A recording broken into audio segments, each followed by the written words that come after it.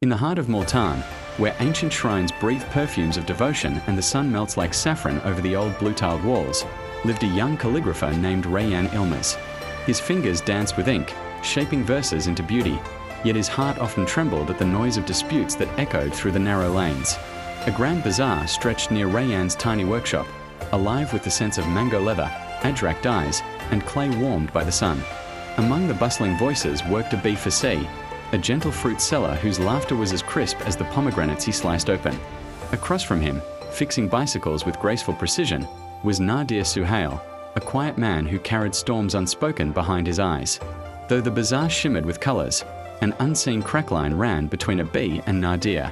A disagreement years ago, small as a mustard seed, had grown into a thorned boundary neither dared to cross. One blamed the other for a broken cart, the other blamed back, and soon bitterness became a daily visitor. One scorching afternoon, Rayyan witnessed harsh words sparking like flint between them. Abeer's voice rose, Naadir's jaw tightened, the bazaar froze. Even the doves on the shrine's minarets seemed to still.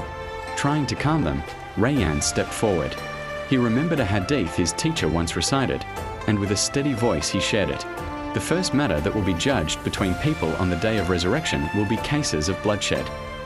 The street fell silent, the words hovered, glowing with a weight heavier than mountains. Abeer's hand, curled into a fist, slowly loosened. Naadir's breath trembled out of him like a trapped wind finally freed.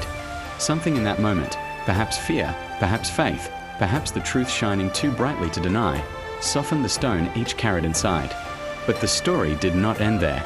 Stalls toppled, roofs groaned, lanterns shattered. Abeer rushed to his stall and found Naadir already there, lifting the fallen wooden beams, clearing debris with raw, blistering hands. "For your side too," Naadir said gently without looking up.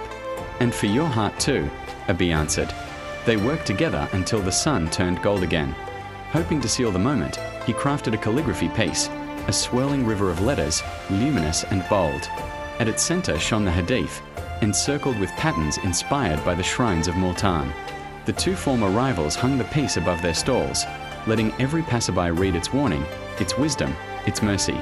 And in the Bazaar of Multan, where colors and faith endlessly mingle, peace returned, not because storms never visit, but because hearts can choose not to bleed.